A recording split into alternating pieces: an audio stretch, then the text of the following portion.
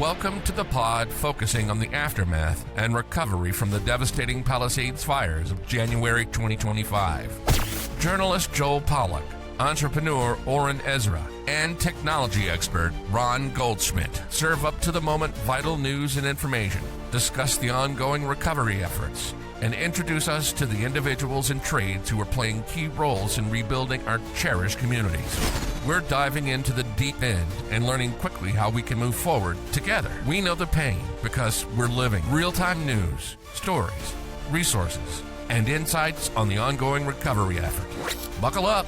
We're three homeless guys.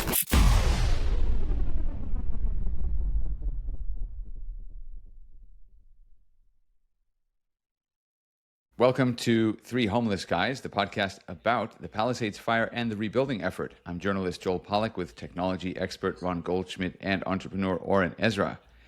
And this is my first podcast from my new digs in Washington, D.C. I arrived here 72 hours ago. My wife's been here for a few months working for the new administration as the chief economist of the Labor Department. And I am here. My job is fairly portable. In fact, there are some aspects that are probably easier to do from here, some that are harder as well. But this is the room that we're using as an office. And you can see we're still kind of unpacking here. And there's all kinds of mess and boxes and everything. But it's good to be here. I haven't set up the lighting yet the way I like it, and the chair and the desk and so forth. But we'll get there over time. And this is the unofficial Palisades Embassy in Washington, D.C. So I want to invite people who want to get in touch to write to pod@threehomelessguys.com and reach out if you're in D.C. My goal here really is just to be a resource for the community, because I do have some friends in the administration who are interested in helping us. And if we can tell them what our needs are, hopefully we can get some of them addressed. Likewise, if there's information coming down from the federal government that somehow isn't percolating to people on the ground level, like, for example, someone asked me this week whether the One Big Beautiful Bill had money in it for the fire rebuilding and relief effort in California. Unfortunately, it doesn't. That's another story. Maybe we'll get into that for a little bit. But that's where I am right now. And Oren and Ron, where are you guys in the world? I am in Spain, a little town called Ibiza. I'm not in an all night rave or anything, but I am about like 10 time zones ahead of you. It's been fun. This is the last leg of a European journey before we come back home for the rest of summer and the school year. One interesting observation I have to say is, like, everybody knows about the Malibu fires. I've talked my straw survey of about 7 to 10 taxi drivers across European capitals, and everybody's heard about the fires. They all are super curious. Definitely worldwide news. They couldn't believe the amount of homes and sheer size of the fires. They all ask where I'm from, and then we inevitably leads to Malibu and the fires, and etc. So everybody's shocked by the sheer magnitude of it, but everybody's heard about it. And yeah, we're worldwide. But I don't know, we might pick up some taxi driver followers as well after this That's trip. great. They can listen while they drive around Ibiza. Yeah. Oren, where are you right now? I'm in a little town called Chatsworth here in the valley of Los Angeles. While you guys are traveling and having fun, somebody need to stay over here and work. So I'm here. I am having some fun. I'm also working and watching half of our kids.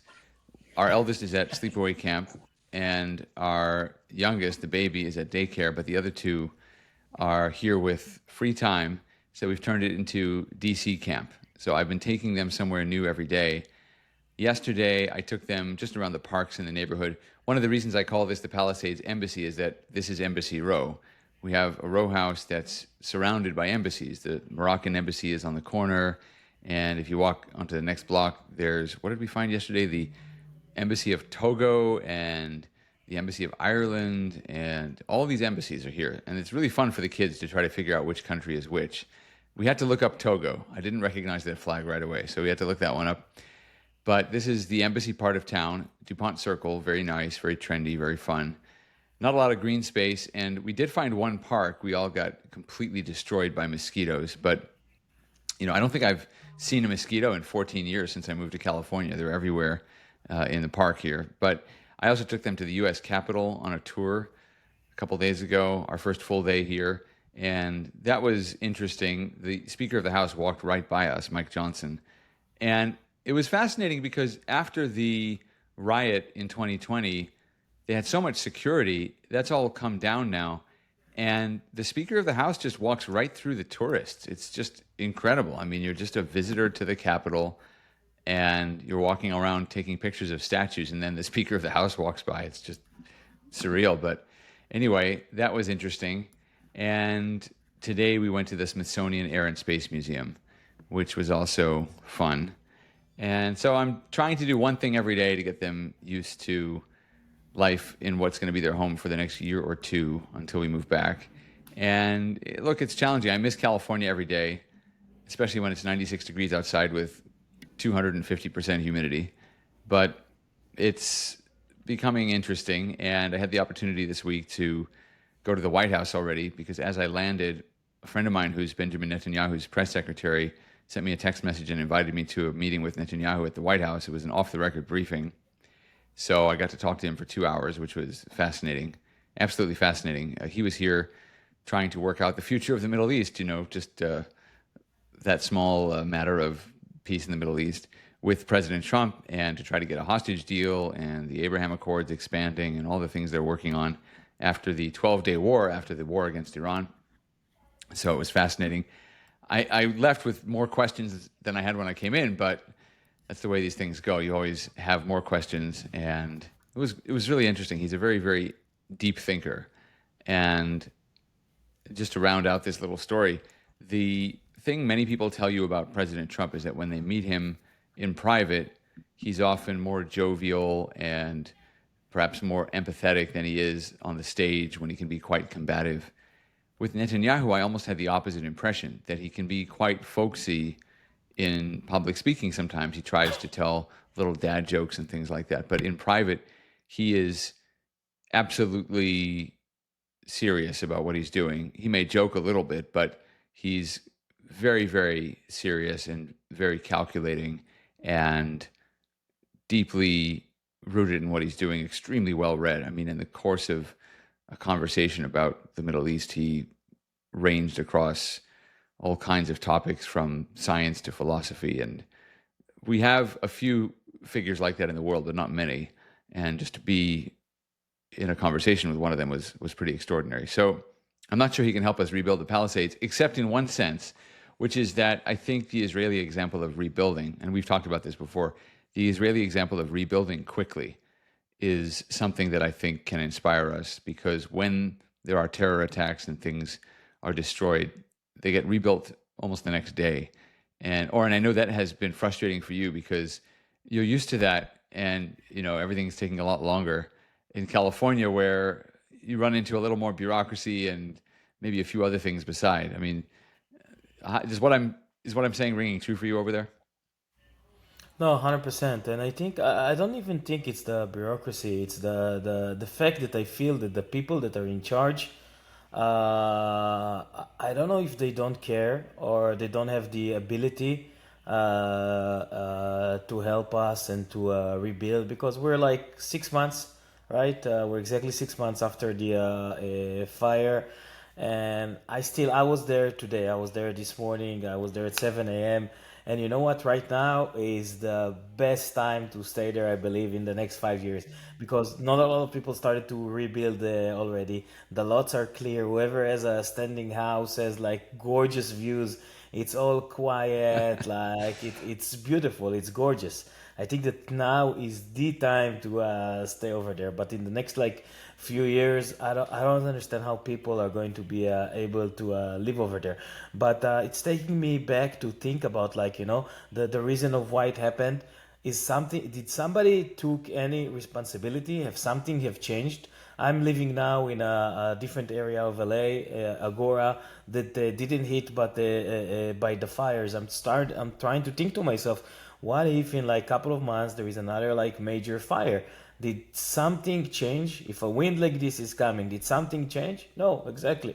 Nothing have changed, and this is like the most frustrating thing. The rebuild, yes, it's going to be like a long process. I hope maybe like after the next election we can choose people that like would really put wanting to put LA on the map again, because LA, again, I'm here for like over 20 something years. I lived in all parts of LA, from Topanga Canyon to the valley to downtown to mid city, everywhere.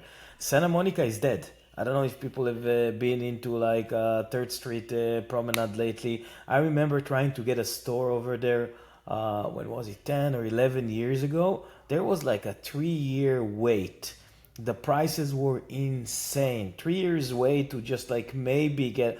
Right now, go get as much place as you want. The Starbucks over there in Santa Monica, you can't even get a chair over there. They don't have chairs anymore in Starbucks. Yeah, they took the chairs away. They took the chairs away. Yeah. So I don't know. I'm looking at the city. I'm looking at LA, and what's going to happen over here? And the rebuild is like a whole new different thing. You know what I remembered? Do you guys remember the part in Seinfeld where Kramer go to LA, and he's going for like a vacation in LA for 2 weeks, and they're like throwing him a goodbye party, and he's saying, "Oh no, I'm just going for like 2 weeks." They said nobody comes back from LA. So when you, Joel, now when you said, "Yeah, I'm not sure how long we're going to stay here, a year or two," I'm thinking that right now it's totally the opposite. You go out of LA and nobody wants to come back. Like you're going to Washington. I don't know what will happen. Like, so let me give you my honest. Yeah. Let me talk about that a little bit. So when I was in Chicago for 3 weeks, I was there. Well, actually, I was supposed to go to Israel. Then the war happened literally as I was on the plane leaving LA. So my flight to Israel was canceled. I couldn't go. And maybe that was good. Maybe that was bad. But I would have been there during the war. Instead, I was in Chicago. And then I had a family wedding over 4th of July weekend. And Chicago is a very badly run city, worse than LA. I mean, Chicago is just atrociously badly run, but downtown Chicago is still beautiful. And you cannot beat the weather in June in Chicago. It is the best. It's mild. We had some warm days, but it's generally mild. It's generally pretty dry, not scorching or humid like it is later in the summer. And it's peaceful. The suburbs are still amazing, and the lake is beautiful. I went to watch the sunrise over Lake Michigan almost every day, and I did have this feeling that the perspective of being away made me feel angrier about LA. I was angrier than I was when I was in LA and dealing with it. I was angrier at, I'll say this now without trying to get too political, angrier at Gavin Newsom, the governor, angrier at Karen Bass, angrier at a lot of people who I feel ought to know better, ought to be doing a better job.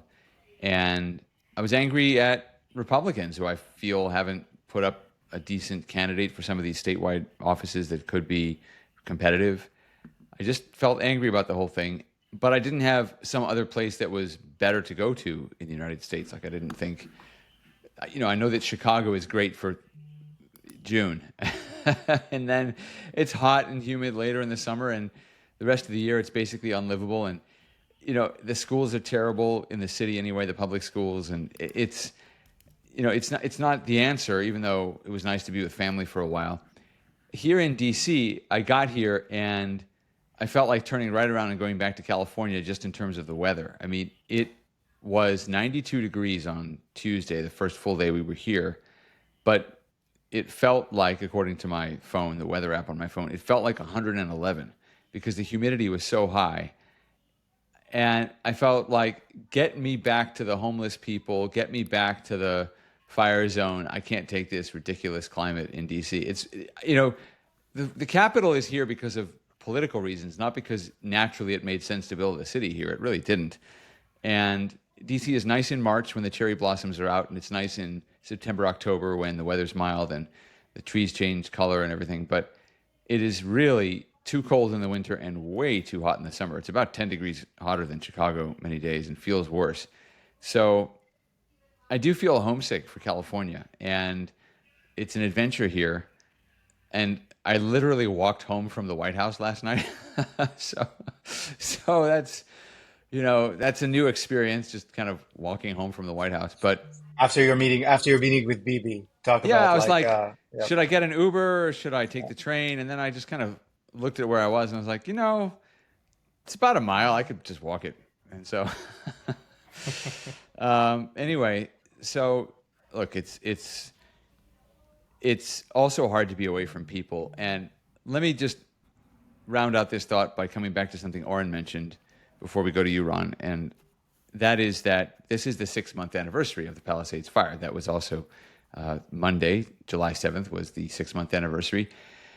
And our governor, Gavin Newsom, and many other elected officials held a ceremony in Pasadena where they talked about the 6-month anniversary. And it went the same way that almost every other public meeting of that kind has gone since the fire. All of these elected officials got up and congratulated each other on what a great job they were doing. And again, without getting partisan about it, I thought it was ridiculous. I thought the whole thing was ridiculous. Gavin Newsom was there. I was invited to attend. I couldn't attend in person as a member of the press. And they did have a press conference. But what they wanted to talk about a lot was what was going on in downtown LA with the Immigration and Customs Enforcement, federal immigration enforcement.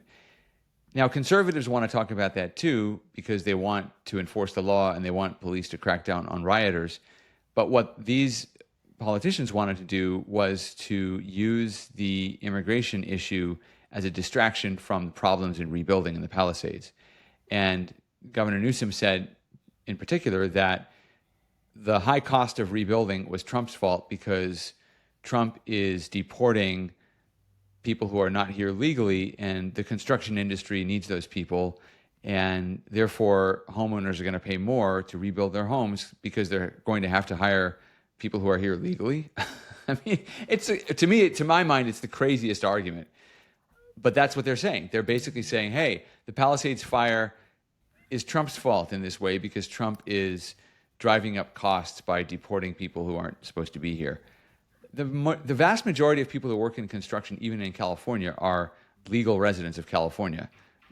They may be immigrants, but they're legal immigrants. It's not an industry that would collapse without illegal labor. So anyway, I just felt so put off by the politics of it, and I obviously I'm on the conservative side, but I've been put off by Republicans saying silly things as well. And what really turned my feeling around was later in the evening, I was on a Zoom call with people in my neighborhood, and they were talking about what they were doing to rebuild and the information they had received from the LA Department of Water and Power about what they were doing to reconnect and to bury the power lines. And I just listened to my neighbors talking about what they were doing, and I have to say I felt so lucky to have those neighbors. I felt these people really are rebuilding, and whatever happened on stage in Pasadena has nothing to do with us.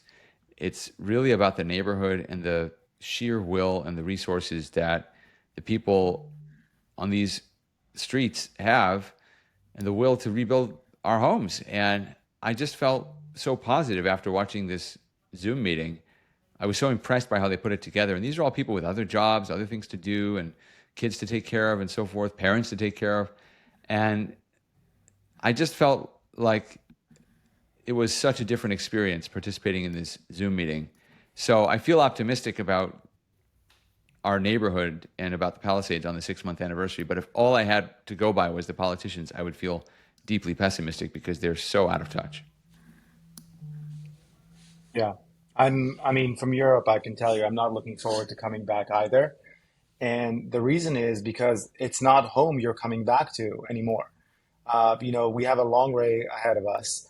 I look at LA and some of the things that Oren mentioned, like even Santa Monica, which is dilapidated now. The Third Street Promenade is awful. The Nordstrom's just left, which was the anchor at Santa Monica Place.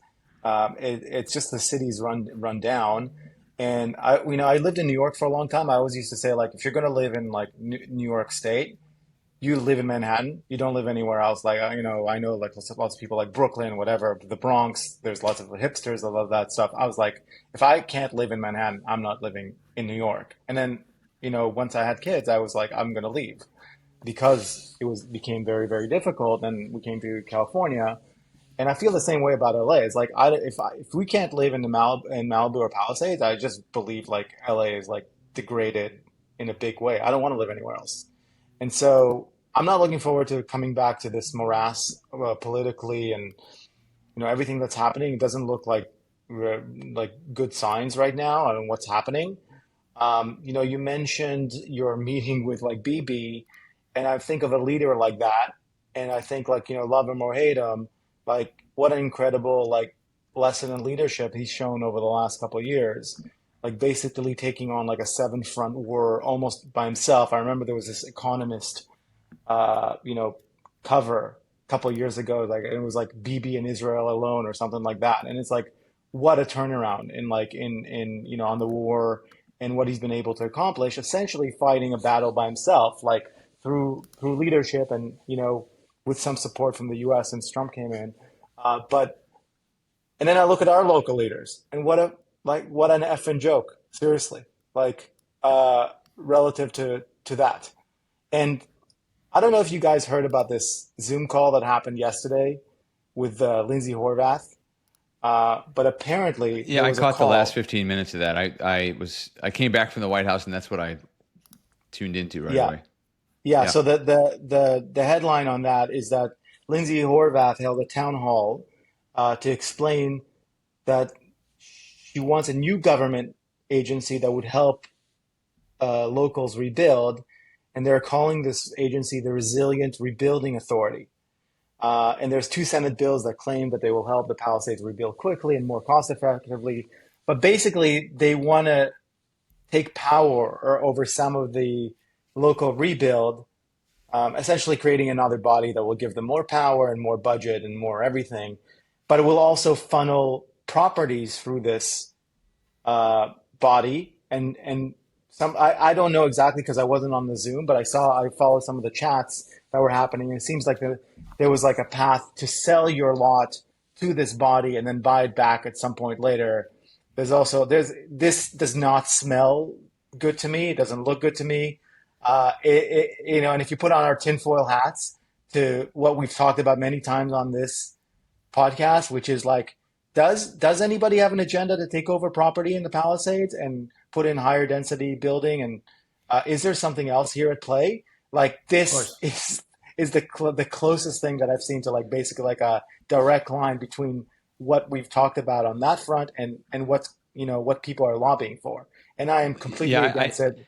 I know a little bit about it. I know a little about the other issue also. So let me talk about the Resilient Rebuilding Authority idea.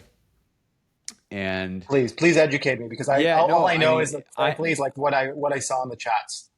so this came out in the course of what the county described or named as a blue ribbon commission on rebuilding. So the county actually named this commission, and they hired consultants from UCLA, and they had meetings with local people, several dozen meetings, and they came up with this plan.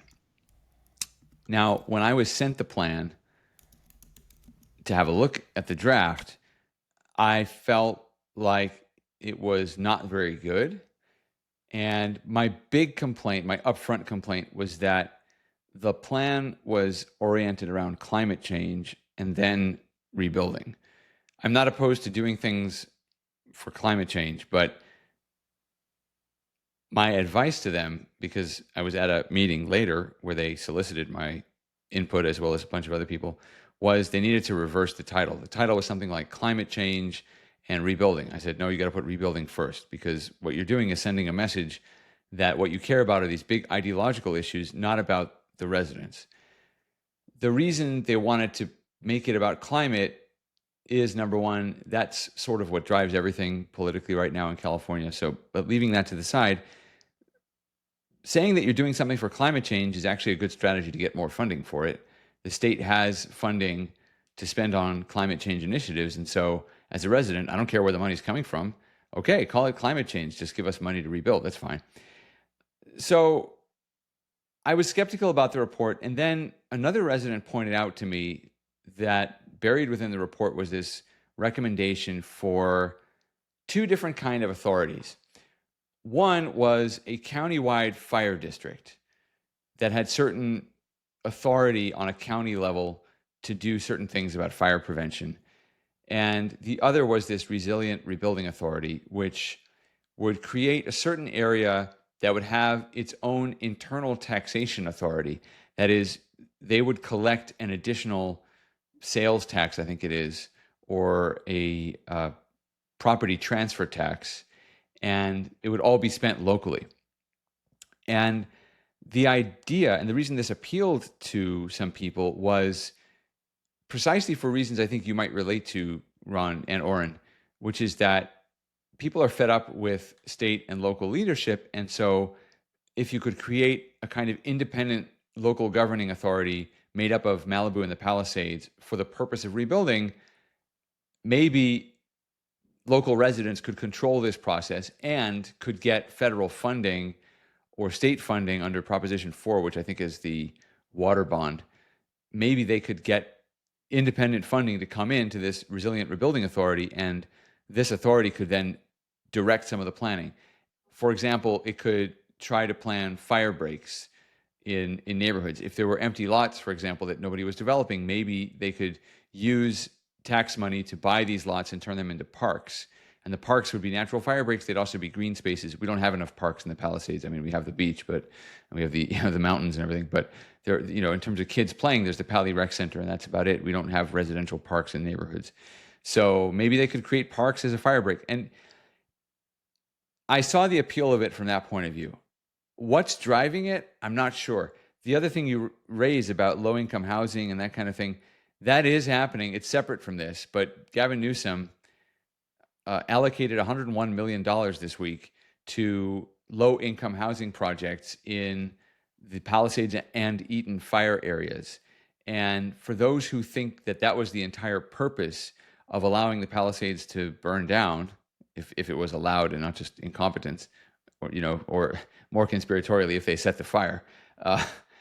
For those who think that was the entire purpose, that's a kind of a smoking gun, because people are struggling to rebuild and to get permits, and in comes the governor and says, here's $101 million to build low-income housing.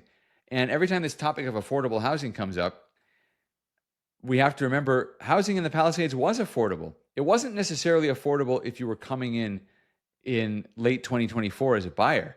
But if you bought in 1965 for $50,000, and now you're living in a beautiful $3 million home that you still only paid $50,000 for, your life is very affordable. You bought at the right time. You live in an incredible place.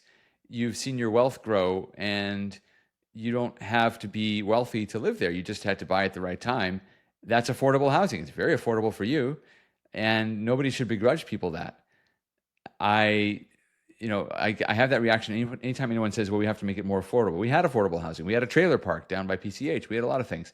So anyway, I do think that the message that Newsom is sending is not really aimed at us. It's aimed at his broader constituency, saying, hey, I'm doing something to help the housing issue. I'm doing something to help the poor. I'm not going to let those rich people in Palisades just get away with whatever they want. But the message to us, the people who suffered, I think, from the state and local neglect, is that we are not in control and the people in charge don't care about us. And that's where I relate to what you were saying, Ron.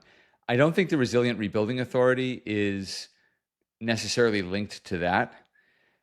But I think that given the way we've been treated generally by public officials, I think I understand why people are upset. I'm still curious about the Rebuilding Authority and cautiously optimistic that it might be a good thing, but that's my take on it. I'm against giving the keys to the same folks that were in charge when all of this happened. And I know it's not direct responsibility, but I do not. I think the best thing to do is to give the local community just direct access. If that does happen, Like if there is funding from the government or whatever, like give them direct access to that funding. I don't think an authority should run it because I think, quite frankly, it's just a way for more fiefdoms to occur locally and for more money to be funneled to other things that are not directly going to benefit the local, population.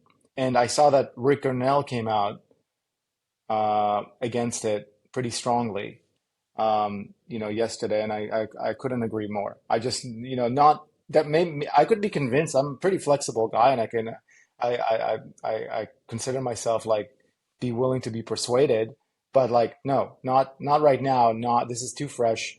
It's still like the same cast and crew that are handling all of this, and you know, I just don't I think that the funds should go directly unless you can show me a direct line where the funding goes to folks rebuilding their home. I'm totally against it.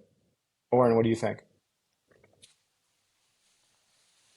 Uh, we can't hear you. Oh, sorry. I'm saying that from day one of after the fires, when Steve Soborov was appointed to rebuild the Palisade, the person that built Playa Vista. Now, eventually, the Palisade is going to end up looking like Playa Vista? Question mark. Like, is that where they're going? And everything that's happening since then is just proving us that basically, yes. I remember, Joel, you brought the story of the guy from the gas station that wanted to put like affordable housing above the gas station. And look at all the stories. Look at everything that's happening. Eventually, like it's all started in day one when Steve Soborov was there. The person that you don't put a person that built Playa Vista if you want to rebuild the Palisade. You don't put like $101 million for affordable housing if you want to rebuild the Palisade. You just don't do these things. I don't see anything that is being done in order for us to rebuild the Palisade the way we know the Palisade.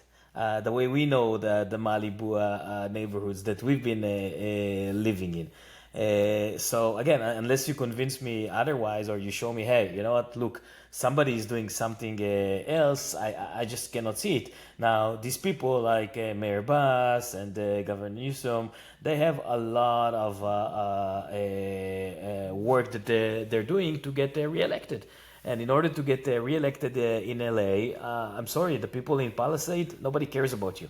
You're not big enough of an audience that somebody would care about you. Yeah, maybe there are some people with money over there, but we saw what happened with Caruso and Mayor Bass. Caruso, by all means, could be amazing for LA.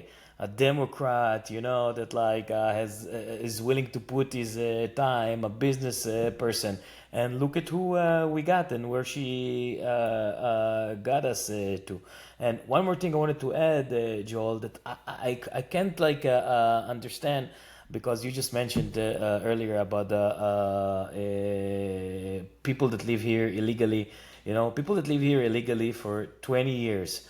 So they come here, the borders were open for like so many years. They come over here, they start building a life. They don't pay taxes, but they can go and get food stamps. So basically, instead of I don't care, you want to open the borders, open the borders. I have a lot of friends, I have a lot of people that I know that have been here for like over 20 years that are illegal, and now they don't know what to do. They have kids over here, they're afraid of leaving the house, right? So let's solve it. But the problem is 20 years ago when you opened the borders, what made people think that you can give food stamps and spend on them like $1,000 a month per person, right? And not let them pay taxes? Where does all these last 20 years or 20 something years that this thing is been happening? Who put some thought into it? Did somebody put some thought into it?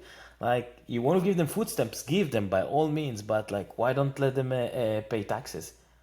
Yeah, there were all kinds of problems with it, and people on both sides of the aisle, I think, had some really bad incentives not to solve the problem.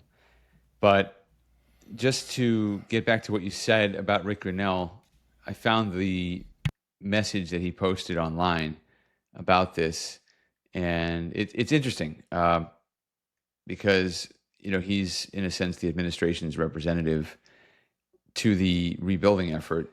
And I wanted just to read what he said. He actually went after Lindsay Horvath directly, and he said, Los Angeles County Supervisor Lindsay Horvath wants to create a new government agency to work with the other government agencies and a new administrator to help fund the Palisades rebuild. I have a better idea. How about the current politicians just get out of the way and let residents rebuild their own damn properties without all the government intervention? And that's his comment. So I mean, I couldn't agree more, honestly. Like you know what I'd like to also see, like wait, what can I read you her response? Her response sure. actually, she wrote back. So when your EPA administrator helped to lead a recovery authority after Sandy, she means Lee Zeldin, who's now the EPA administrator, but he was a congressman from New York and ran for governor. I guess he led a rebuilding authority. Was that government getting in the way, quote unquote? And then she finishes, next time, just text me, bro. Happy to walk you through it. I mean, it's a good tweet, Yeah. but it's a good Yeah. tweet. But you know, I still want to know, before we move on to this rebuilding authority, I still want to know where the money went in the first place. And I am going to die on this hill. I want an audit of everything, every dollar that was spent on this fire. And I guarantee you that if we do a proper audit of everything that's been spent to date, from federal and state, you're going to see a lot of money that did not go to wildlife recovery. And I'll tell you another thing. If you had created a direct line between the help that was given out by the state and federal and any funds that are incoming to the actual impact zones directly, like I'm talking about like a household rebuilding plan and like, loans to people that want to rebuild their homes, I guarantee you that would have been a lot more efficient than everything that they've done to date and everything that are planning to go forward.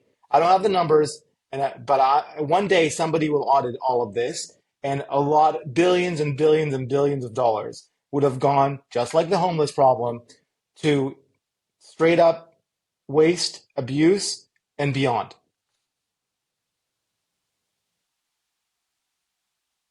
Yeah, I mean, that's 100% accurate. And I've actually thought about maybe using my time here to do something like that. I've been pushing this idea of a special master to watch the funds. I think you need to watch the public funds and the private funds, because remember, there was $100 million that was raised through fire aid and that has been raised in other ways. And there are a lot of questions about how it's being spent and not a lot of transparency. I haven't really been able to see much progress on that yet. And I'm actually having a meeting later this week with someone in government to try to follow up and see where that idea is and what's going on. So I may have some more answers for you next week, but I think you're right. I think we need to know what the money is being spent on. The problem is that anytime there's money being spent on something that seems urgent, whether it's defense or it's emergency relief and that kind of thing, there are always people who know how to get that money, and they descend and they swoop, and they know how to write the grant proposals. They know how to talk to the right people. They know how to work the system. I mean, look, we all saw that happen, right, with the FEMA relief. How many people had their identities stolen and other people claiming their FEMA grants? I mean, it happened to many, many people that I know. And there are similar stories all over the place. And how do you prove that you really are who you are when your house is burnt down, you don't have your documents anymore, and that kind of thing? So it's a huge magnet for scammers. And I think we've all had one or two stories at least of coming into contact with people like that. So look, it's going to be interesting to see where it goes.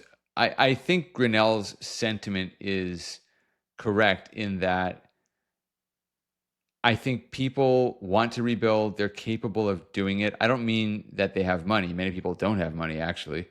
But people in the Palisades have the other resources, like a solid work ethic, leadership experience, friends, connections who you can count on for advice. In Marquez Knolls, where I've got the volunteer fire department going, at least on paper, we had the benefit of a neighbor who suggested a law firm that could provide free legal advice. And they helped us fill out the forms and know which forms to do. And that's what I mean. I mean, it's not that we had money to pay lawyers. We didn't have money, but the lawyers came forward and said, we want to help. And through connections among neighbors, we were able to do it. So I think the sentiment that I share with Grinnell is let people rebuild, right? You don't need to sit around having these discussions all the time if all you really need to do is just let people rebuild. I think the focus right now is on politics. Karen Bass wants to get reelected, and Gavin Newsom can't get reelected because he's termed out. So he's looking at running for president. And right after the 6-month anniversary ceremony, he got on a plane and went to South Carolina. Now, I've been to the part of South Carolina he was in. It's called the Upstate. It's the 8 rural counties in northwestern South Carolina. It's the heart of the Democratic Party electorate there. The Democratic Party electorate in South Carolina, that is to say the primary voters in South Carolina, are 60% African American. And that's why Joe Biden won there in 2020, because he had the endorsement of Obama. He had the endorsement of Representative James Clyburn as well, who represents Columbia, South Carolina, but is basically the lead Democrat in the state and a huge figure in African American politics. And he's very smart because he is quite rigidly ideological in some ways on the left, but he adopts policies that are popular when Trump uses them. So when I was driving through South Carolina in that same area Gavin Newsom was in this week, I was there in 2019 watching the Democratic primary unfold and covering it, writing about it. And Clyburn had billboards up that said, "Make America great again for everybody." Okay. So he takes the popular Trump slogan, but adds this idea that he represents the poor, he represents minorities who maybe aren't being served in Trump's America. At least that's how Democrats see it. And so he's not saying, when was America great, which is kind of the kind of knee-jerk thing to say that we've heard some politicians say, but he's saying, I agree, make America great again for everyone. And I took a picture of that because I thought, okay, James Clyburn's a genius. I mean, that's really how you kind of do this jujitsu move where you take a popular slogan on the other side and you make it work for you. So he endorsed Biden. Biden won the state. Pete Buttigieg, who did very well in New Hampshire and Iowa, basically could not appeal to minority voters in Nevada or South Carolina. Now that the Democratic Party has made South Carolina their first primary state in deference to the power of the African American voter, Newsom correctly, cleverly, is going there to build name recognition and so that people are familiar with him, and he just doesn't parachute in, in 2027, 2028 and ask for votes. But he went in the middle of a wildfire crisis in California. In addition to the rebuilding problems in our neighborhood, there were 13 active wildfires when Gavin Newsom left California and went to South Carolina to campaign in diners and community colleges or wherever he was. And that's where his focus is. His focus is on 2028, 3.5 years from now. The election, obviously you start earlier than that, but that's what he's doing. And I don't think Democrats were thrilled when he started a podcast this year. I mean, we're podcasting because we're providing information to people and we are connecting when we can't connect physically anymore about a tragedy that happened in our neighborhood. He's podcasting because he's trying to run for president. And that's not his job. This takes work. I mean, it takes work to put this together. We have to set aside time. We have to arrange guests and all that. I mean, you guys know. And Gavin Newsom has a staff to help him. But what is he doing?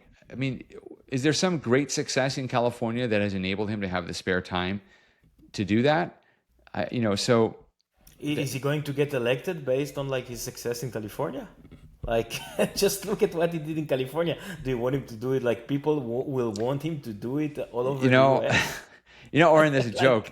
You've probably heard this joke before, some version of it, but the joke goes like this. There are two guys in the woods, and they're being chased suddenly by a bear.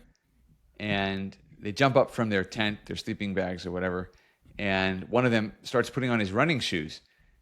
And the other guy says to him, "Are you crazy? You can't outrun a bear." And he says, "No, I just have to outrun you." And that's the idea, I think, here. It's not that Newsom has to be a big success. He just has to be better than everybody else. So, I mean, the fact that Newsom and Karen Bass is wants to be reelected. The fact that she didn't walk away in shame and is thinking that she has a chance of getting reelected, which she probably does. I don't know what the exact odds are, but she probably has a fair chance of getting reelected, and that's just shameful. Well, Uh, this ICE thing has given her a new political tailwind, and yeah, she actually skipped the 6-month commemoration of the fire to go to MacArthur Park and protest against ICE. That was more important to her than standing with the residents on the 6-month anniversary. Even though I also think it was a sign of mental health not to go to that 6-month anniversary thing because, again, it's just people patting each other on the back and putting out their political slogans. Newsom said something that was interesting in that ceremony. He said that the state had done a great job and fastest debris removal ever, fastest hazardous waste removal. He did acknowledge the Trump administration, although he said they picked up where Biden left off. So he couldn't really just make it about a Trump success. It had to be, Biden started this and Trump has continued. But he also said, we do have a problem with local permitting, he said. And I think, number one, he was acknowledging reality because a lot of people have been very frustrated with the pace of the permitting. And I think he was taking a dig at Karen Bass. The two of them have never really liked each other. And he's been very careful not to be on stage with her if he can avoid it. So I think that's the reason he skipped the meeting with Trump, by the way, when he came to the Palisades and he was there with Karen Bass. I think that's one of the reasons Newsom didn't show up. He didn't want to have to share the stage with Karen Bass. I think there's a rivalry there. But I think he acknowledged the problem. Having said that, I am hearing from neighbors who are very excited because they did get some permits approved and they're laying foundations or they're starting to rebuild. I know you guys are seeing a little bit of it too, but a lot of frustration, but also a few bright spots as well. So we'll start to hear those success stories as well. But I think there's just a lack of confidence in our leaders at the moment because they seem to be focused on everything else. yeah. Well, I'm looking at the poly market odds for Karen Bass being reelected. It's 11%, which is 11% too high. Well, that's The- I never look at those markets because I realized at some point, you think markets are more intelligent than individual human beings because they're the collective wisdom of this yeah, crowd, right? But I realized that they are reading the same news sources I am. It's not that they have special information. They're also basing their predictions based on what they see in the Associated Press or what they see on CNN or Fox or whatever. I mean, they're all getting the same information that we are. They don't have special knowledge, actually. It turns out there isn't a huge crowd of information. Our information sources are actually pretty limited. So it's subject to the same constraints as individuals are. So that's why they always get these elections wrong. Not always, but often. Trump was at 7% to win, Hillary Clinton 93%, a week before the 2016 election. So it would have been good to buy Trump at 7%. They had some article about a guy who bought Mahmoud Mamdani. right. Sorry, not Mahmoud. Is that his name? Am I getting it wrong now? Zoran Sorry. Zoran Yeah, Zoran Mamdani. Mamdani, right. Mahmoud is his dad. Zoran Mamdani, they bought him when he was at like 5% or something and stopped buying him the closer it got to election day when it became more 50-50. But, anyway, sometimes people have insight, but usually it's just a matter of picking a candidate who has the potential to rise and then selling at the right time.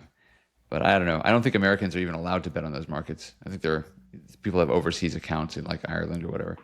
That's what VPNs are for. Uh, but, Yeah. So, I mean, 6 months later, I feel mixed. I mean, it sounds like we all feel kind of mixed about it. I think like yeah. I'm more negative. Maybe just because of the cycle and like there seems to be a lull of activity right now after the cleanup. People are waiting for permits. The big rebuilding hasn't started. So I'm hoping that like turns around, and I'm hoping also to get back on the ground and like just get a new wind of optimism. I'm really, really hoping for that. But you haven't given up on rebuilding. No, definitely not rebuilding. Yeah. It's still the plan. I'm just a little bit frustrated that I think like we all had these like hopes and dreams, like on day, T+1 of the fire.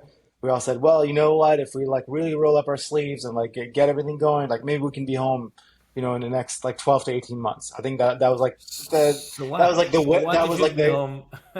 that was What's the that? golden dream, like, Yeah. back Yeah, then. And I think like now 6 months on, we realize that's not going to happen. And if it even does if happen, even if it does even happen, if it's it going does, to happen in a neighborhood that you don't want to live in, in a year from now. So, exactly. it's like 2, 3 years down the road, and it's hard to project and look into when you have like a growing family and everybody's going to go to new schools, and like you don't, it's just frustrating more than anything.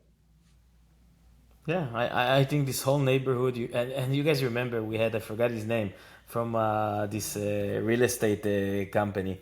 The guy that came on the pod and said, yeah, Anthony everybody's buying, Margulies. yes, Yeah. everybody's buying lots for their families and every, guys, nothing will happen in this neighborhood in the next like 5 years. Even if you rebuild in 2 years, are you going to live next to a house, next to like a bunch of houses that are rebuilding? You can't live there. It's like going to be a construction zone. And honestly, after a disaster like this, maybe it is the what they need to do over there is like to build it like I don't know, like a lot of apartments and places like this. I honestly don't know, like, because with all the construction that need to be happen and without any help, who can afford himself like paying a mortgage for the next 5 years? It's very hard and it's tough. I mean, I feel like we can do it. We can get to the end of this road, but every day is a new challenge. This week, by the way, I finally took down my fence. So my gardener came and took down the burnt fence because my fence burnt, even though the house is still standing. And half the fence burnt down, melted. He took it out, and the burnt trees as well. So that was some progress, little by little. And, of course, it's a whole process. You have to get the estimate, then you have to submit it to the insurance company, then the insurance company decides whether they like it or not, and then they submit the check somewhere. You have to get the check signed by the bank if you have a mortgage, and then it's like a whole process. I mean, it's a challenge every single day, and there's always something you forgot to do or could have done better. And yeah, it's hard. And then we don't even know if it's going to turn out for the best in the end. Right.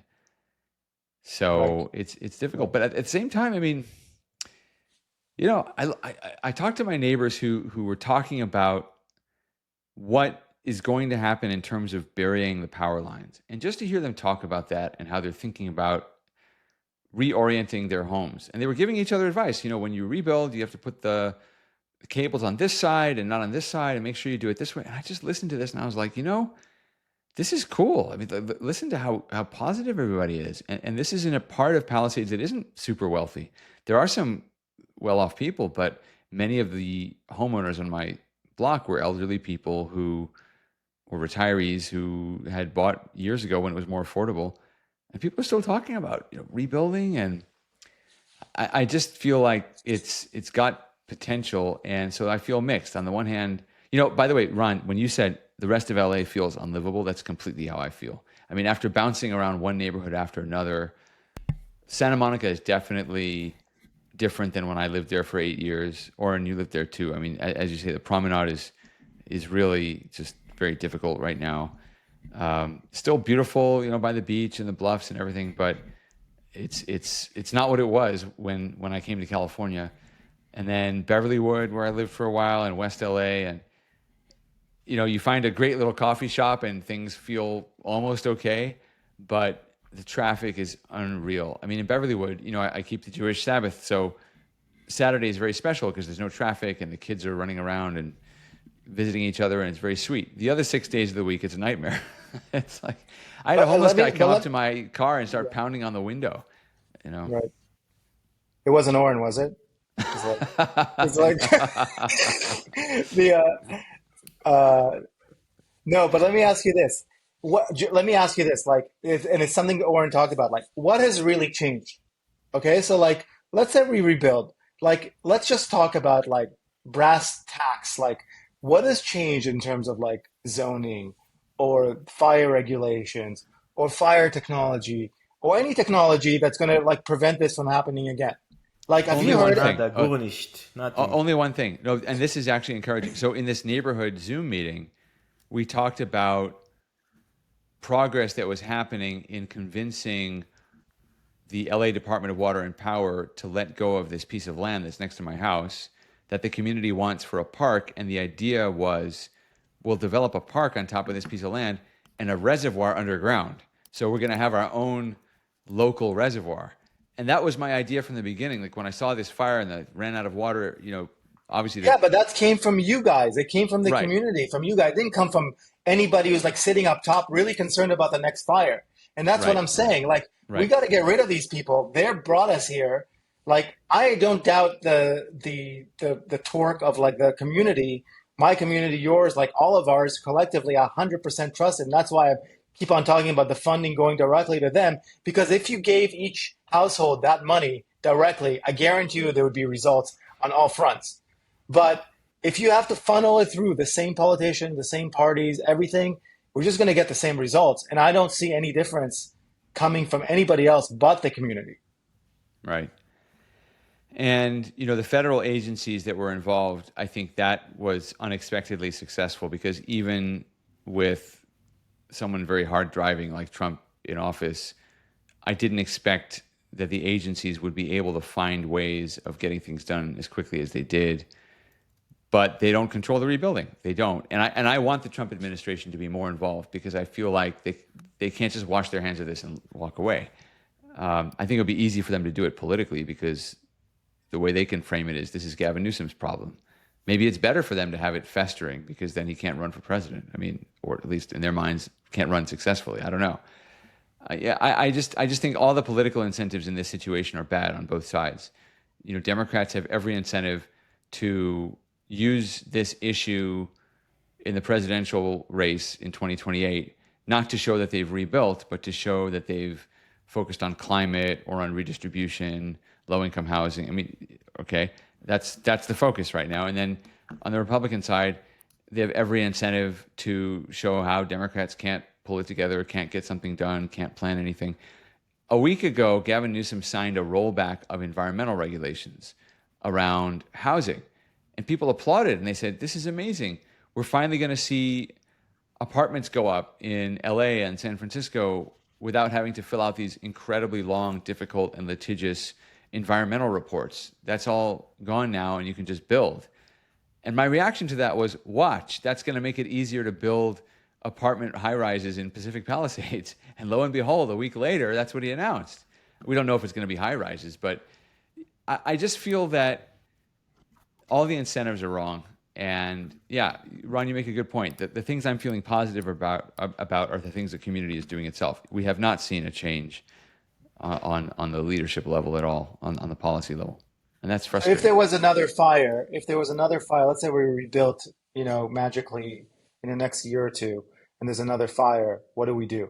Like, what's different? That's what I want to know. And like, I think I don't see much changes. So I wait for the day where I will have a different answer. But right now, I don't. I'm still very concerned. Yeah. Yeah. I think that's a great question. I mean, I say to my wife that I am committed to going back, but I'm so angry about how the whole thing has been done on a leadership level, right? I love what my neighbors are doing, but as you say, where's the accountability? Where's the change? And, Oren, when we talk about Netanyahu, I have Israeli relatives. I know, obviously, you have Israeli family. So does Ron. A lot of my Israeli relatives can't stand Netanyahu and they want him gone. And they say the same things about October 7th that we are saying about the Palisades fire, which is, where's the accountability? Why didn't he apologize the way other government officials did? And I think he did apologize eventually, but why didn't he resign? They wanted him to resign. Why didn't Take responsibility, et cetera, et cetera. Yeah. And the difference is that he actually achieved something in the response to October 7th. When I literally sat across the table from him, and I'm looking at the guy who basically remade the Middle East in the last 3 weeks. And if you talk to him about it, it's what he wanted to do all along. And he just didn't do it before because he didn't have the political support, he didn't have the momentum to do it, and because the risks really are so high. If you make a mistake, people die, and he knows on a personal level what it's like to lose family members in a war. So I think he was just very cautious about it, but he's got these wins to show for it. And people say, oh, he's just keeping the war going for political reasons because he doesn't want to have another election. And the answer to that is, no, if you have another election in the middle of a war, you're losing 6 months because you have to have 3 months of an election and then 3 months to form a government. And so why would any sane leader who really cares about the country want there to be an election in the middle of a war? Unless, like in the United States, we always have an election on the second or the first Tuesday in November every 4 years or whatever. So, in a parliamentary democracy, you can set the election date, basically.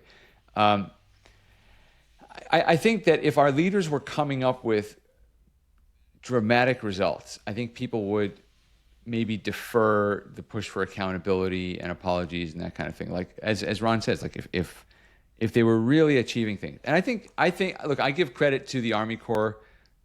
We've been tough on them, but they got a lot of the removals done.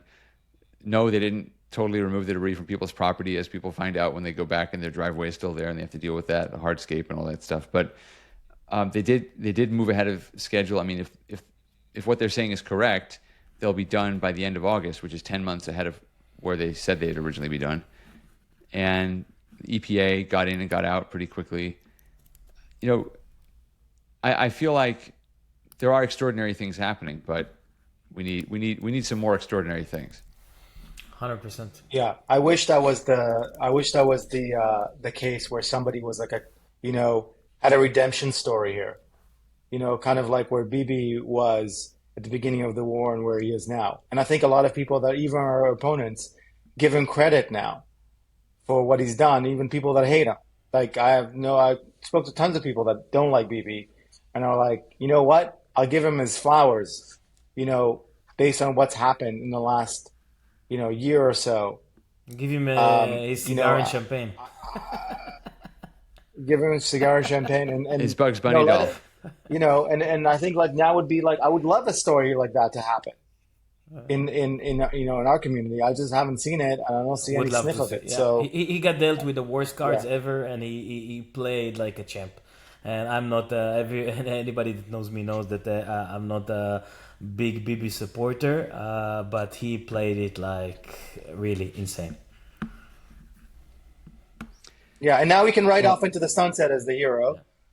Yeah. We need that hero in LA. I haven't seen it yet, but maybe in the next election cycle, we need somebody to step up. Well, we're going to leave it there for now on this special episode on the 6-month anniversary of the Palisades fire, and we'll have some guests. We've got some people who are interested in coming on. We haven't been able to schedule it just right yet, and everybody's still in transition, but we're very glad that you have listened to us. You can listen to more of us at 3homelessguys.com. You can subscribe on YouTube at 3homelessguys, and write to us again, pod@3homelessguys.com. Until next time, for Ron Goldschmidt and Oren Ezra, this is Joel Pollack and the 3 Homeless Guys saying, stay strong. Thanks for listening to 3 Homeless Guys. If this episode hit home, please subscribe to our channel. Check out 3homelessguys.com for RSS feeds to your favorite streaming service. Follow us on social and share this with a friend who needs to hear it. Drop us a review or shoot us a message at pod@3homelessguys.com. We'd love to hear from you. Stay strong, and we'll catch you next time.